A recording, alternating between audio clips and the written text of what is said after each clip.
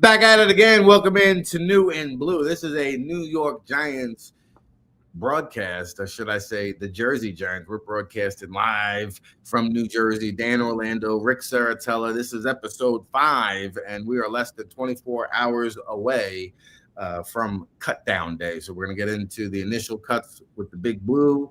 Yesterday, we'll talk about some movers and shakers for the first year Giants players. This rookie class, Dan, looking like it's going to make a significant impact. I just think back to the year, what was Ahmad Bradshaw, like a 7th round pick that year's draft. Every rookie contributed to the Super Bowl championship team. Oh my God, did I say that word? Pump the brakes, Rick. There's a lot of optimism here in Jersey, baby. So buckle up.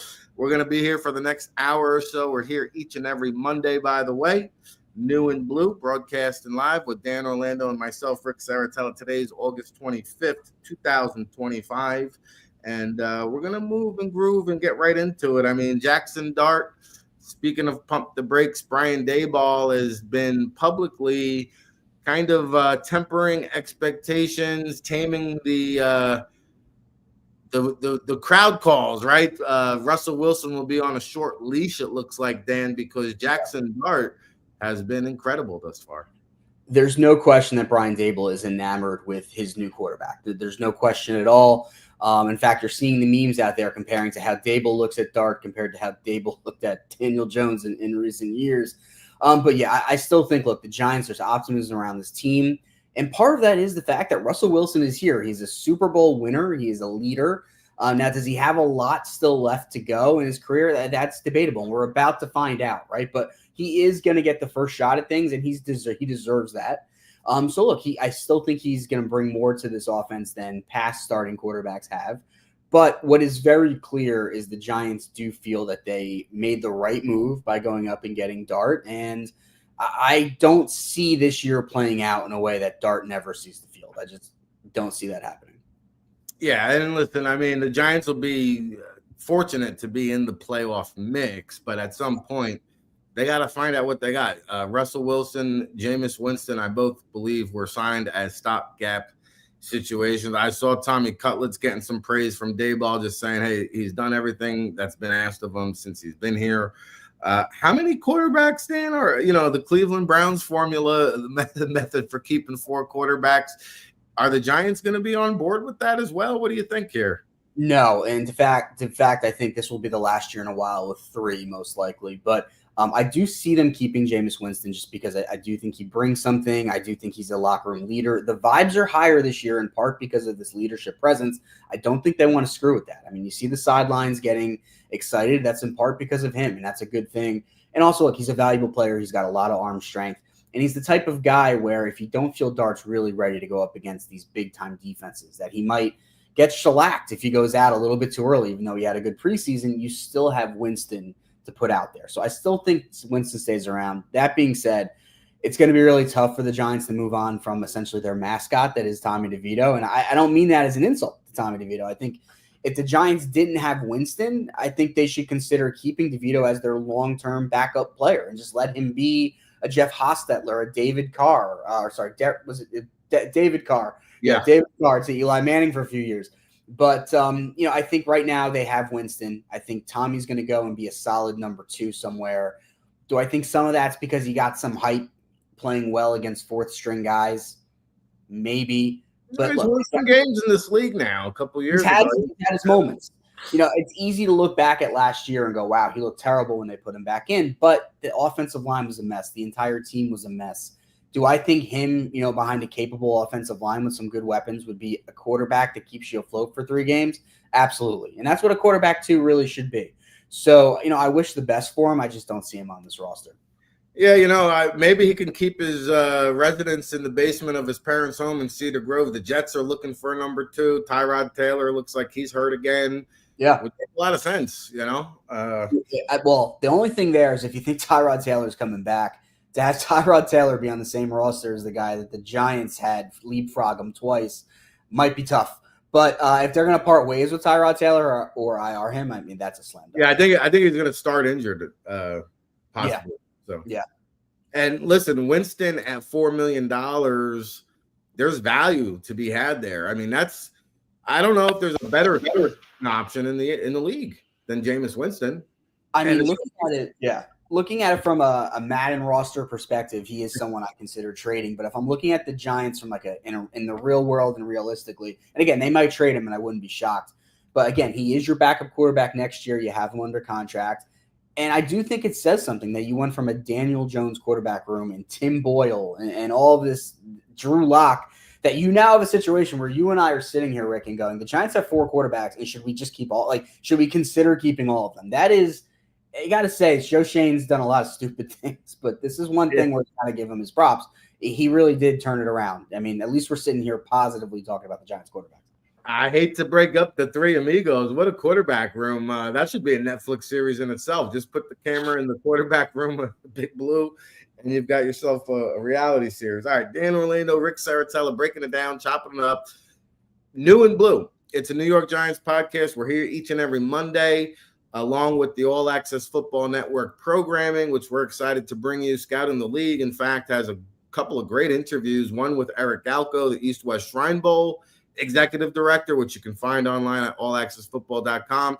We'll be sending out the interview that was recorded today with Drew Fabriani, the new Senior Bowl executive director. So I had a chance to meet Drew down in Nashville, actually, and he's taken over from Jim Nagy there. Of course, Eric Galko now in his 4th or 5th year at the East-West Shrine Bowl. If you want to learn more about the NFL draft process, the stars of tomorrow, check out those interviews. And, of course, QB Huddle airs every Tuesday. We'll be sending that out as well over at allaccessfootball.com. Now, we did have the initial cuts, 5 on offense, 3 on defense. Yeah. Listen, at cornerback, O'Donnell Fortune, he just didn't show enough, unfortunately. But I do think he'll get another shot somewhere, because I saw him at the Hula Bowl. He got called up to the East-West Shrine Bowl, where he was the defensive game MVP, as a matter of fact. And so I think there's some potential there. Speed could be an issue. But, there's pedigree coming from South Carolina. We'll see if he latches on somewhere. Also on defense, linebackers KJ Cloyd and Deontay Johnson, once a promising prospect. We'll stick with the defense first here, Dan. I don't see any of these 3 players being brought back or signed to the practice squad. Yeah, not at this round of cuts. And Deontay Johnson's a guy that going into the summer, if you remember, if you were watching the Giants last summer, he had an impressive preseason until injuries derailed him. He came out against the Lions and had a couple of big plays, got a lot of people excited, and just was never really able to get a clean bill of health and back on the roster in time to make an impact. This summer, just really what you weren't really seeing it. If you watched him in preseason, he had a couple of big plays, including the game sealing play against the Bills. But in between, it really looked like a guy who was not NFL caliber in terms of athleticism. I hope he turns around. Maybe he's still healing up, but he just wasn't in the Giants' plans for right now. And the fact that he's released in that first round of cuts suggests that he's not going to be in the practice squad plans. Yeah, that's going to be tough. I remember him coming out of Toledo, undrafted 2023, and the Detroit native now on the streets. All right, offensive side of the ball, a couple of offensive linemen and Jason Williams and center Jimmy Morrissey. Morrissey is just a guy that doesn't have a lot of position flexibility. He's strictly really just a center. Yeah. And it's hard to justify a roster spot for a guy like that. So I understand those 2 cuts. We got a little bit of clarity at the wide receiver position. One of my training camp crushes, Jordan Bly, the son or nephew of Dre Bly, who just made all kinds of plays at the Tropical Bowl. He just doesn't have the size and the length and maybe not the speed necessary to survive at the NFL level. But I'll tell you what, Jordan Bly, if he wants to continue his professional playing career, would be an absolute star in the Canadian Football League. And so if he's watching or listening, don't hang up those cleats just yet, Jordan. Keep it cranking. Maybe an NFL opportunity will come along. But, man, you could make a pretty good living up north if you choose to pursue that avenue. Zach Pascal is a veteran guy. He's kind of been around the block. Maybe just not enough gas in the tank there, Dan. Yeah, Pascal was a guy I thought at the beginning of the summer would have a decent shot, especially with Bryce Ford Wheaton going down, because he does bring that special teams coverage aspect to the game. But frankly, look, there's no shame in not making the Giants wide receiver room this year. While they only have the one star player, it was deep, and there was a lot of guys in there that were just going to figure into the plans. There wasn't a lot of room for someone to come in and shake things up, and Zach just didn't really in preseason games was not lighting anything up. I think he had a couple of catches and nothing really that blew you away. So not shocked there. Same with Bly. I mean, this is a year where the Giants really went heavy on UDFA wide receivers, and Bo Collins, who we'll talk about, I think still has a decent shot at making this roster. But after him, it was starting to get very, very crowded. So not shocked there. In terms of Morrissey, I think it's really challenging to make a roster when you're the fourth center on it and the team might not even keep a backup center. So not shocked there. But yeah, I think what you're going to see is the Giants are going to cut another receiver or two that will actually play in this league this year. So that should be a tough room to make. Really tough room to make. It's still a crowded room. To your point, the two deep, you got Malik Neighbors, Wandale Robinson, Darius Slayton, in any which order, probably your three starters. Jalen Hyatt, I don't think he's going anywhere. Probably not. Smith Marset with the special teams value. Yeah. And then, there's going to have to be a decision to be had between Little Jordan Humphrey and Bo Collins, I think, are probably the two likely candidates there for the final spot. Yeah, Bo Collins had the splash play, right? And it's easy to get excited about him. He's a rookie too, so there's just nothing but green grass if you're looking at projecting him about what he could do for your team. But really, he struggled against the Patriots. Really had a rough night. Had a ball that he should have caught that would have really made Jackson Dart look even stronger than he's looked, and that's got to be disappointing for him. He's also had multiple miscommunications with his quarterbacks in the preseason. At least one turned into an interception. I think the second one might have too, but it was definitely a missed touchdown opportunity. And we also Montreal Williams also got cut, and look, he was my pick to be the backup slot if they kept one like that, and I think that could speak a lot to what the Giants plan on doing with the slot. But, ultimately there was some good players cut. And I think, Montreal Williams is a guy that might catch on somewhere. He put a lot of good stuff on tape this season. I'm also going to take this opportunity to say that while I do think Jalen Hyatt makes the roster because that's what the Giants would do, if I was the GM of the Giants right now, I would seriously consider moving on from Jalen Hyatt. Just I know he does one thing very well, but it is just that one thing. And I would be looking in to bring somebody else into that fourth wide receiver spot that does a little bit more. Yeah, it's tough with Hyatt because, he's probably got no trade value. No. So you literally just have to part ways with a second or third round pick. The third round pick that they tried to draft in the second round. They thought about drafting in the second round. And it's like, ouch, that hurts your ego a little bit, But smart businessmen move on. They part ways. They cut their losses. It just might be time to move on from a Jalen Hyatt. And Montreal Washington was the final cut I failed to mention from that crowded wide receiver room. Gunnar Oslowski, Dalen Cambry, any shot here? Practice squad? What are we looking at for those young men? Well, look, Smith Marset is, as of now, in terms of people who are not in the building, he's not a lock in the sense that, Oslowski is competition for him as a returner. Probably brings more to the table as a slot receiver should they ever be pressed into duty, which, again, if they're parting ways with Montreal Washington, maybe that is part of it, which would maybe not be good news for Smith, Amir, and Marset unless they're keeping both.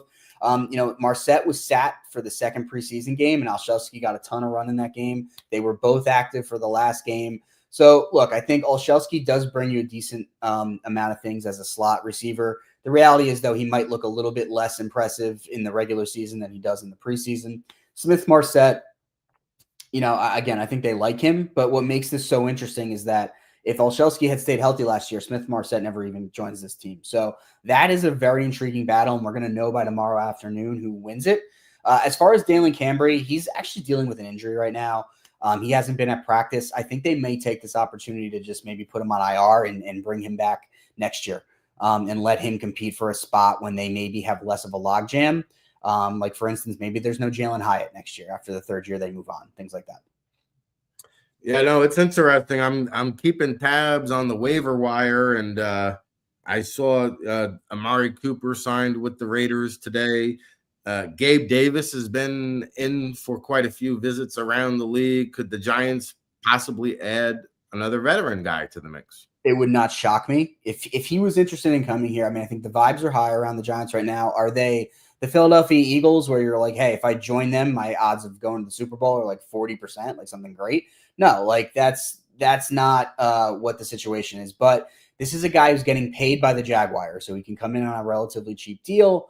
This is a guy who could come in and probably play a significant role in this offense. If he were to come in and be that outside run blocking guy and a strong possession receiver, you're probably looking at Wan'Dale Robinson playing the more reduced role and Malik sliding into the slot more often. So I think this would be a really good thing for the offense. It would also make that fourth wide receiver someone that brings a lot more to the table than Jalen Hyatt. And then honestly, if that were to happen, it does make you start considering, do they move on from Jalen Hyatt now? Only because do we really want our fifth receiver to not be a special teams guy and really just be this one trick pony that runs deep routes? And if he's not completely open, he can't make the catch. So I think there's a lot of volatility with that wide receiver room, and it wouldn't shock me if it looks more different than we're even anticipating 48 hours from now. Yeah, Michael Gallup is one guy that was released by the Washington Commanders, has some experience in the NFC East, previously with the Dallas Cowboys. Probably the most attractive name that I've seen released thus far, Donovan Peoples-Jones. I mean, if he couldn't make the Saints roster, probably doesn't have much going on. But we'll continue to monitor the waiver wire. We're less than 24 hours away. Aquamius St. Brown, the brother of Amon-Ra St. Brown, released by the 49ers. They're pretty banged up in that wide receiver room too. So that tells you all you need to know about some of the wide receivers currently being released. So 8 down, about 20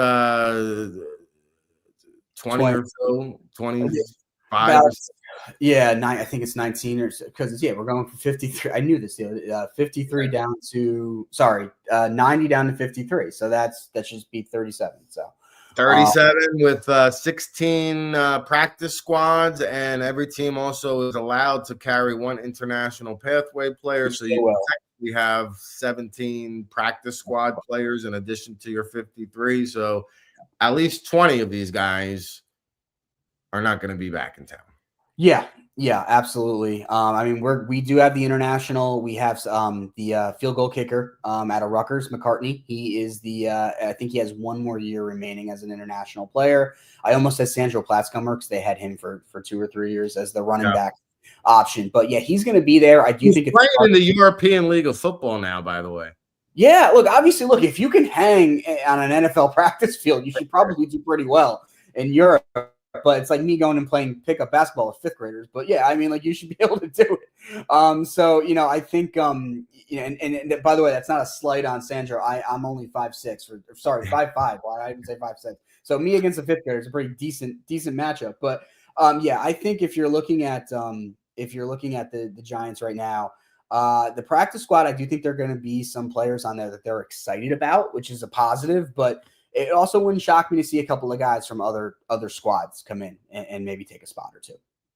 No doubt about it. He's Dan Orlando. I'm Rick Serritella. This is New and Blue, a New York Giants podcast, episode 5 here on this August 25, 2025.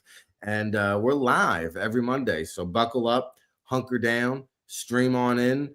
We got Scouting the League podcast, QB Huddle, the All Access Football Daily Show will be coming to you live 7 days a week. We're launching Labor Day. What are you doing on Labor Day? Tune in to the All Access Football Daily Show launch. And we got some great scouting intel this week, by the way. Our Scout Notebook posted just today on Monday. What a day. That seems like a week ago. No, it was just this morning. We got all the week 0 prospect watch that you need to know. Wednesday, the world famous All Access Football Report, read by 50,000 subscribers in 70 countries around the world. We will unveil our most recent 2026 NFL mock draft for the week 1 college football season. And then we're going to hit you on Friday with the Draft Insider Hot 100, courtesy of the NFL Draft Bible Scouting Department. The scouts are grinding, working hard here at All Access Football. So give us a visit, allaccessfootball.com. We appreciate the love and support. It's our 24th year of independent coverage, by the way. You can see the grays to prove it. And so here we are talking Big Blue with our guy Dan Orlando. And I don't know. I mean, I agree with your point that the Giants are going to be looking and searching and combing the waiver wire. You know, I did see one interesting cut that might interest the Giants, Dan, in Eli Ricks, the former Philadelphia Eagles cornerback, was cut. 23 games played with those Philadelphia Eagles, a little bit of a roller coaster ride. Did not perform up to expectations in Philadelphia during training camp. Maybe a fresh start with Big Blue. Is that a guy that you would kick the tires on? Well, I would have to think about it because, like Cordell Fly, who's currently on the roster, he's a thinner guy. Ricks, if I'm remembering correctly, and I know that's something they don't love about Fly. Fly has a hard time staying healthy, and that's probably been what's kept him from solidly becoming a starter on this team. But yeah, I mean, I do think the Giants would be interested in adding some quality cornerback depth, whether it's him or not. Another name that really grabbed my interest, at least from an initial standpoint, the Eagles cut Kenyon Green, who at one point, I think it was 3 years ago, was going to be a guy that was a coveted interior offensive lineman. He's a high draft pick, a guy that really just hasn't seen it work out in the league. He's bounced around a bit. If I'm the Giants, am I considering maybe that back end of the roster, taking a shot at him? Yeah. Maybe. That's someone I'm thinking about more. If I was going to have a developmental type player, I could see it on the interior offensive line. And there's a lot of fans who want to see him move on from Neal right now, and maybe that would help grease the skids for that. But in terms of cornerback, if they add anybody, I think it would be someone that they're not going to be a superstar. I'm not saying they're going to go out and get somebody where like, oh my God, like this is our cornerback too for the next 5-10 years. But I could see them adding a proven veteran that's a guy that's a legitimate challenger for that third cornerback role. So I don't know that Eli Ricks would be that right now on their current roster, but I could see them looking into options if that makes them interested. Yeah, fair enough. Just scrolling through some of the cuts, and these are happening almost as we speak. Not a whole heck of a lot to choose from thus far. Zy Alexander was cut by the Buffalo Bills. I think he actually may have already latched on out of LSU, promising cornerback there. Interestingly enough, talking about quarterbacks in the division, the Eagles cut Dorian Thompson-Robinson yesterday, and then today they cut New Jersey guy, Kyle McCord. Yeah. So they basically just, I hate to say, wasted the 6th round pick, but essentially that's what they did. That's a hard one for me, and Logan too. That's why he jumped in. But Kyle McCord's a Syracuse guy, actually the best quarterback in Syracuse history from a statistical standpoint. No offense, Donovan McNabb, but he made Syracuse relevant last year. Really, he beat the Canes in the end of the season, so beat Cam Ward, took them out of the ACC title hunt. So Kyle McCord has a soft spot in my heart, but I watched him in the preseason, and he seems like a guy that I think either needs a little bit more seasoning or maybe his future's in the UFL or the Canadian Football League somewhere else. So, wish all the best, but not shocked at that result. Yeah, well, I think he might have some practice squad potential, maybe not with the Eagles, but I would think that somebody would maybe just give him a year, absorb the system, see if it clicks. Yeah.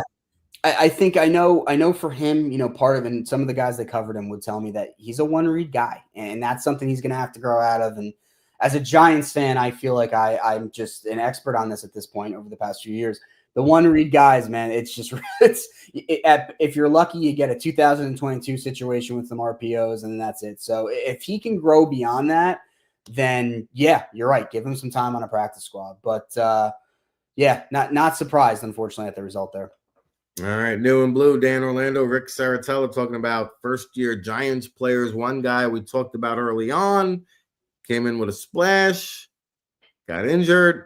Haven't heard so much from him thus far, but Cam Skattebo, Dan, are you expecting him to be kind of a second-half factor? Does he at some point take this starting job? Is he going to be ready for the start? Like, what are the Giants fans' expectations coming into the season for Cameron Scatterbo? I think if he was healthy, he would have had a legitimate shot at the starting job going into the season. If he had, stayed on the same path throughout camp, like you alluded to. But he got a few snaps in against the Patriots right off the bat, which is good news because that means the Giants aren't scared to put him out on the field, and he's willing to go. He did look like he's still gearing up, to the speed of the game and getting healthy. So what that means for me right now is that I think he is going to be active in Week 1.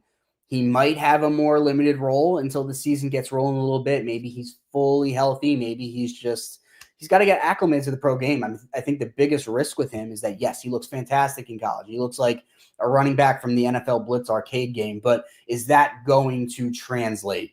And, when you get to the NFL and you're going up against, an NFL sized linebacker and not, a guy that's playing Arizona State. So, while that could very well work out, it may be something we don't see till the second half of the year. But if you're looking for a reason to be excited about that, there was another Giants running back wearing number 44. You mentioned him earlier. That really didn't break out until December. And all of a sudden, there he was, and he was fresh. So Ahmad Bradshaw there. So, if I'm Cam Scatterbo, I'm still optimistic for what I'm going to do this season. But right now, I'm not being like, oh, he's going to be player of the game Week 1. I just don't see that. And Bradshaw was a physical, violent, bruising runner, and Scatterbo can deliver something similar, we hope. All right, one position that I would say is still kind of to be determined. I don't know if anybody can pinpoint this, but the tight end 3 job between Chris Manhertz and Thomas Fidone. I mean, where do you see this one shaking out? Well, let's make it even more complicated.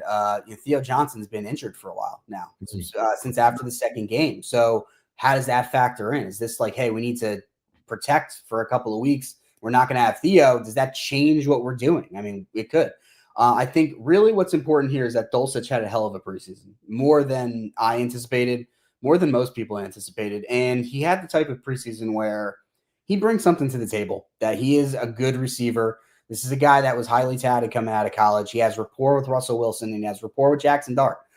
I didn't have him on my main roster projections, but now I do. I do think he makes it. I agree with you. I think Fidone has a role as that red zone target, short yards target with a hell of a wingspan. Yeah. And it's a guy that they're going to elevate twice this year from the practice squad. So right now, the bigger question is, do they keep 4? Do they keep 3? I think Fidone's practice squad no matter what. And I think the real battle is between Bellinger and Manhertz. Do they decide that having Manhertz as essentially a 6th offensive lineman is worth it? Or do they maybe decide that if we're keeping Dulcich and while Bellinger's the best all around outside of Theo, do we maybe move on and just let him go somewhere else where he's going to be used more than a couple snaps a game? And last thing I'm going to say on it, not to ramble on it, but Bellinger, part of his value could have been more of a move tight end. We got Elijah Chapman from the defensive tackle room coming over to play fullback. So that's another opportunity where Bellinger won't be getting those snaps. So, I don't know. I think it could be Bellinger as a surprise cut. Interesting. We shall see. We'll be keeping tabs here and come back next week to talk about it. New and Blue live every Monday, 7 p.m. You mentioned Elijah Chapman, who's putting together probably the most fun highlight reel of any player in the National Football League during this preseason. Our guy Baldy had a fun time breaking down his fullback explosion blocks. And I know the first episode of New and Blue, we talked about maybe him being on the bubble there, but he's pretty much solidified his spot on the 53. I think so. And it's a little surprising because the one area the Giants aren't lacking is pass rush specialists right now. It's probably the strongest area on the entire team. And that's really what Elijah Chapman is as a defensive tackle. He is undersized, to say the least. He is not a guy that's going to show out in the run game. At least he hasn't shown that yet. And he doesn't have the size to look like he's going to do it. So, but I think, look, they plan on using him as the fullback. And they had to invest a lot of time this summer into making that work. That wasn't just something they threw together. So I think he's on the roster. I wouldn't be shocked if they add to that DT room, and maybe that means that DJ Davidson, who was going to be on the team, is out the door. But I think Chapman is going to stay, even though, quite honestly, I'm questioning how they're going to use him on defense. And, again, the Giants, when it's a pass rush situation, they're going to want Carter, Thibodeau, Burns on the field. I don't know if they have room for Chapman too, alongside Dexter Lawrence in all of those situations. So we'll have to see. Yeah, but you know what? I did see Dayball when talking about him, specifically Chapman, talking about special teams and versatility means a lot on this roster, Absolutely. right? For And so him, fullback is how, like for a receiver, if you can be a gunner, this is what I agree with you 100%. That's what this is for him, and that's why he makes the team. I agree. One of the better stories to emerge out of the training camp, just doing a Michael Dwumfor, a Jersey guy, was released by the Denver Broncos. But yeah, again, these first wave of cuts are guys that are likely going to be out of the league here in a relatively short period of time. Not anybody really standing out to me at the defensive tackle spot. All right, any other spots that you want to discuss? Any other waiver wire areas the Giants could look? Any other individuals that you want to highlight from training camp? Well, first I'll say that, safety is very thin, and there's a lot of people who like to write off that position. I personally do not. I think Dane Belton is one of those great practice players, and he has a couple of splash plays this season. I question his ability to be the down in, down out third safety. I'd love for him to prove me wrong in his fourth season here. He is also right now the backup nickel, unless Nick Jones makes the roster, which might not happen. So I would like to see them add a competent safety. Kevon Holland was part of those early cuts, with despite being someone that was brought in to potentially really be a legit player on this defense, and it just didn't pan out. Obviously, TJ Moore, who was not going to make the team. He was maybe going to be a practice squad or had that horrible injury after the pick six, later or Thursday night. So I wouldn't be shocked to see them add a safety. We talked about receiver and defensive tackle. In terms of players that really impressed me in the preseason, this might be an obvious one, but Jackson Dart, I really felt was going to need a year before he looked like someone you could get excited about. And I do think, I think he's going to go in again in the regular season, and there's going to be growing pains. If you were around for Eli's rookie year, he didn't look great in the regular season until the final week of the season. So I think there's going to be those pains, but there's all those intangibles that Daniel Jones just never had. You kept hoping he would. This is a guy who keeps his eyes down the field when he's under pressure, when he's scrambling. This is a guy that can, direct traffic down the field. He did that on the 60-yard play to Olszewski on Thursday night.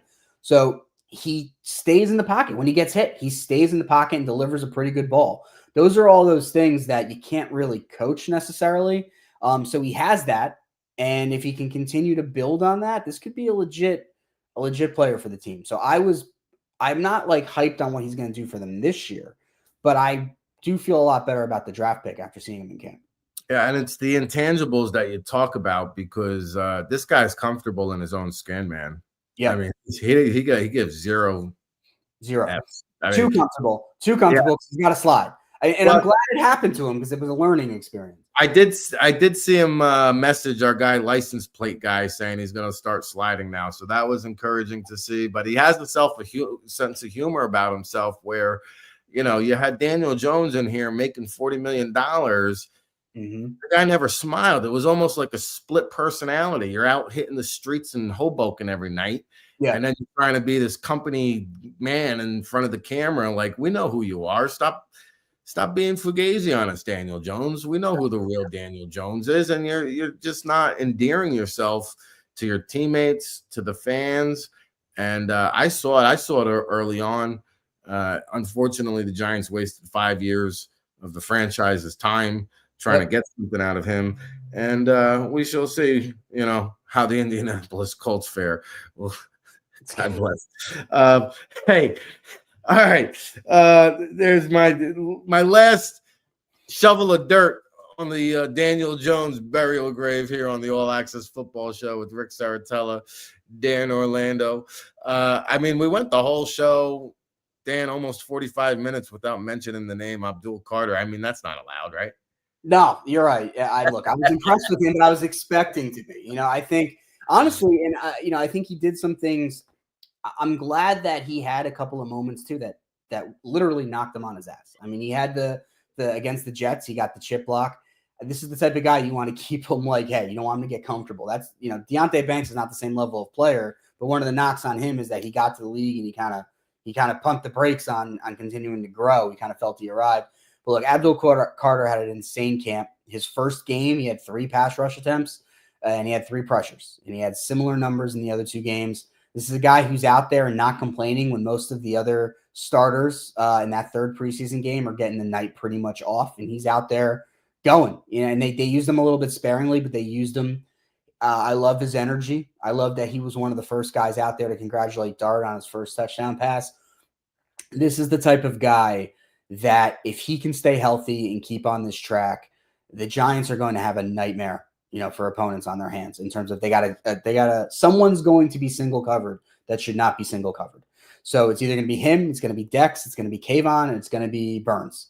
And now you're in a situation where Kayvon, who in 2022 was considered the best defensive player the Giants had, and he was a rookie, is now arguably your 4th best pass rusher on the team. So it shouldn't have taken this long to get here, but we're here now. I think from a pass rush perspective, the Giants need to feel really happy with what they were able to put together, and Carter's a massive part of that. We are here, and we are near that September 7th kickoff where Jaden Daniels is going to be on the move. He's going to be on the run. He's going to be the prey. And he's almost – I wish the games were switched because I really think if they were going against Dak first – and I'm not sounding overly confident about being the Cowboys, but it's just Dak is that guy. He's less mobile than Jaden. Man, if that pass rush really just went off first in week 1 and was making it hard for him to complete passes, I think that'd be a huge confidence boost. But yeah, Jaden Daniels, if there's a quarterback on their on their schedule that's gonna be able to outmaneuver these guys, it's probably him. So maybe Mahomes, but those 2. So well, they're gonna face 2 out of 3 the first 3 weeks. They're gonna face both of those guys, and I feel like looking at the Giants' schedule, right? Yeah, they have to win one of these first 2 games in the division if they really want to have a shot at a wild card. And I hate to say it like that, but like when you look at the Chiefs in week 3, the Chargers in week 4, like if they don't win one of those first 2 games, they could very reasonably be 0-4 with the Saints and Jackson Dart for week 5.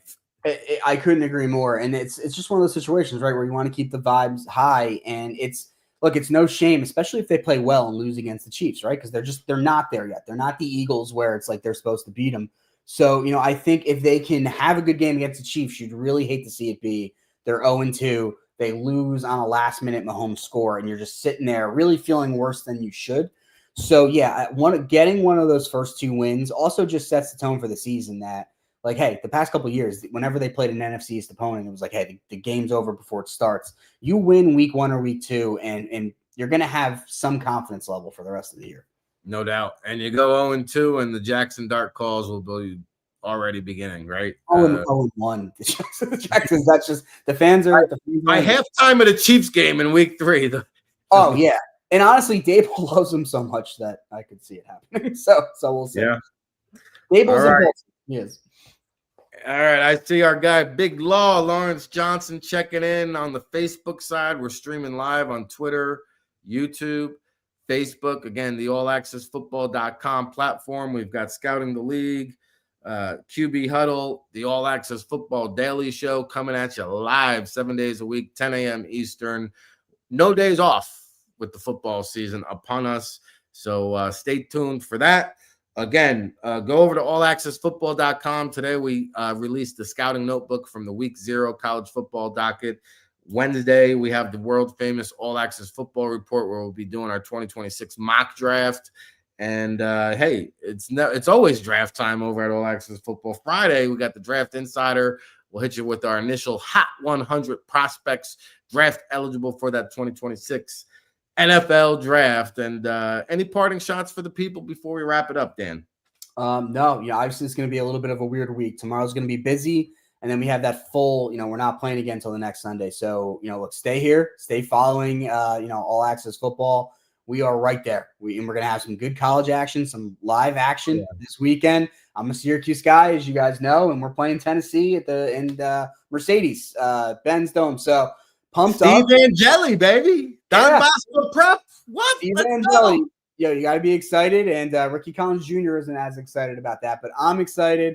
It's going to be a fun weekend. And in 13 days. We have Giants football. We have Yep. Russell Wilson starting for the New York Giants. It's what a time. It's a great time for Jersey football. Everybody's 0-0. Rutgers is all excited this week. Friday Night Lights. Oh, my God. Miami, Ohio. Big week. So keep it locked. AllAccessFootball.com. New and Blue, a New York Giants podcast. This was episode 5 here on this August 25, 2025. For Dan Orlando, Rick Serritella. We'll see you next week, everybody. Thanks.